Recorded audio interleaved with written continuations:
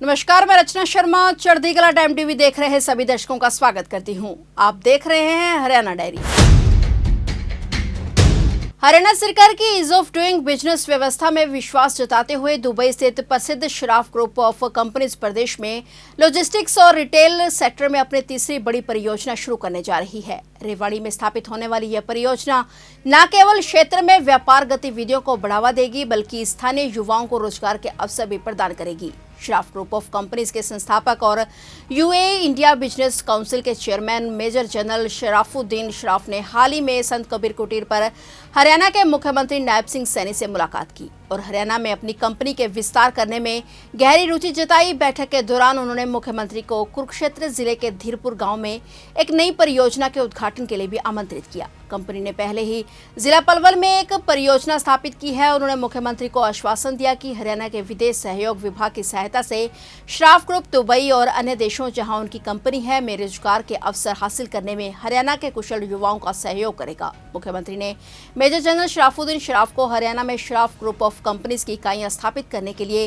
राज्य सरकार के पूर्ण समर्थन और सहयोग का आश्वासन दिया। उन्होंने इस बात पर भी प्रकाश डाला कि राज्य में विदेशी व्यापार आवश्यकताओं की सहायता के लिए एक समर्पित विदेश सहयोग विभाग है। मुख्यमंत्री ने कहा कि हरियाणा सरकार ने राज्य में ease of doing business EODB को बढ़ाने के लिए कई सुधार लागू किए हैं। इन सुधारों में सिंगल विंडो क्लियरेंस सिस्टम की शुरुआत, श्रम कानूनों में ढिलाई और पर्यावरण मंजूरी प्रक्रियाओं में तेजी लाना शामिल है। परिणाम स्वरूप राष्ट्रीय और अंतर्राष्ट्रीय दोनों कंपनियों के लिए हरियाणा पसंदीदा गंतव्य बन गया है। मेजर जनरल शराफुद्दीन शराफ ने मुख्यमंत्री को बताया कि श्राफ ग्रुप अपनी सहायक company Hind terminals private limited के साथ भारत में निवेश कर रहा है। यह एक भारतीय सहायक कंपनी है जो multi modal agro logistics park, rail road परिवहन, थर्ड पार्टी लॉजिस्टिक्स, इनलैंड अंतर्देशीय कंटेनर डिपो की स्थापना और संचालन और कोल्ड चेन के रूप में ताजा उत्पाद के संरक्षण के लिए जैसे विभिन्न क्षेत्रों में काम करती है। सीएम नायब सैनी को जानकारी दी गई कि लगभग 300 लोगों को प्रत्यक्ष रोजगार और लगभग 2000 लोगों को अप्रत्यक्ष रोजगार प्रदान कर रही है। आगामी परियोजनाओं से लगभग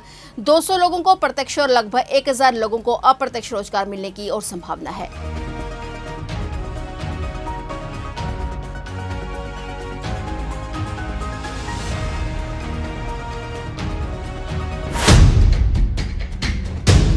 मुख्यमंत्री नायब सिंह सैनी ने कहा कि प्रदेश के सरकारी स्कूलों में पढ़ने वाले सभी विद्यार्थियों को 15 अप्रैल तक पुस्तकें मिल जाएंगी। साथ ही प्राइवेट विद्यालयों में पढ़ने वाले विद्यार्थी किसी भी बुक शॉप से अपनी पुस्तक खरीद सकते हैं। वह किसी एक बुक शॉप से पुस्तक खरीदने के लिए बाध्य नहीं है। मुख्यमंत्री नायब सिंह सैनी ने हाल ही में चंडीगढ़ में राष्ट्रीय शिक्षा नीति के कार्यान्वयन को लेकर स्कूल, तकनीकी और उच्चतर शिक्षा विभाग के अधिकारियों के साथ बैठक की। मुख्यमंत्री ने अधिकारियों को निर्देश देते हुए कहा कि वित्त वर्ष 2025-26 के बजट भाषण में जो भी विषय आए हैं उन सभी विषयों को चिन्हित कर तीव्र गति से कार्य शुरू किए जाएं। उन्होंने कहा कि हम सभी को मिलकर शिक्षा के स्तर में और अधिक सुधार कर शिक्षा के स्तर को ऊपर उठाना है। मुख्यमंत्री नायब सिंह सैनी ने अधिकारियों को निर्देश देते हुए कहा कि हरियाणा स्कूल शिक्षा बोर्ड की वेबसाइट पर बोर्ड कक्षाओं के पिछले 10 वर्षों के प्रश्न पत्र और मार्क टेस्ट अपलोड करें ताकि इससे विद्यार्थी अध्ययन करके लाभ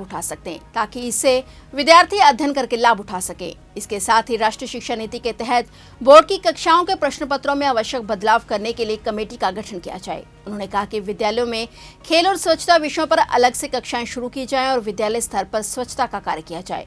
सीएम ने यह भी निर्देश दिए कि शिक्षण संस्थाओं में साफ सफाई, हरियाली, रंगरोगन, स्लोगन आदि कार्यों का विशेष ध्यान दिया जाए ताकि विद्यार्थियों को यहां आने से प्रेरणा मिल सके। मुख्यमंत्री नायब सिंह सैनी ने अधिकारियों को निर्देश दिए कि आरटीए के तहत किसी भी स्कूल में कोई भी सीट खाली न रहे और साथ ही उच्चतर शिक्षा के किसी भी संस्थान में कोई भी सीट खाली नहीं रहनी चाहिए। उन्होंने प्रथम और द्वितीय श्रेणी के अधिकारियों को हर महीने एक दिन किसी न किसी राजकीय विद्यालय में जाकर समय लगाना अनिवार्य किया है और इसका एक प्लान तैयार करने के निर्देश दिए। उन्होंने अधिकारियों को निर्देश देते हुए कहा कि राष्ट्रीय शिक्षा नीति को प्रदेश में इस वर्ष पूर्ण रूप से लागू किया जाए और इसको लेकर युवाओं, विद्यार्थियों से चर्चा कर इस बारे में जागरूक करने का काम किया जाए। राष्ट्रीय शिक्षा नीति को लेकर बच्चों को स्कूली स्तर से ही अधिक मजबूत करने का काम किया जाए। उन्होंने अधिकारियों को निर्देश देते हुए कहा कि जिस तरह स्कूलों की ट्रैकिंग के लिए पोर्टल बनाया जाता है इसी तर्ज पर उच्चतर शिक्षण संस्थाओं की ट्रैकिंग के लिए भी पोर्टल बनाया जाए। उन्होंने कहा कि प्रदेश के जिन महाविद्यालयों ने राष्ट्रीय मूल्यांकन और प्रत्यार्पण परिषद के लिए आवेदन किया था और उनका आवेदन चयन रद्द हो गया तो ऐसे महाविद्यालयों की सूची बनाई जाए ताकि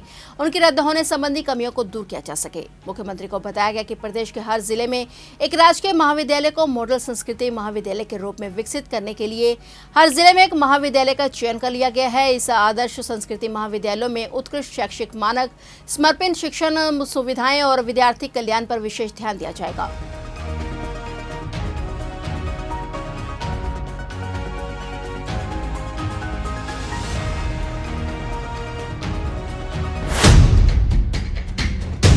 फिलहाल हरियाणा डायरी में इतना ही और नए समाचारों के साथ फिर से हाजिर होंगे। तब तक के लिए देखते रहिए चढ़ती कला टाइम टीवी और मुझे दीजिए इजाजत। धन्यवाद।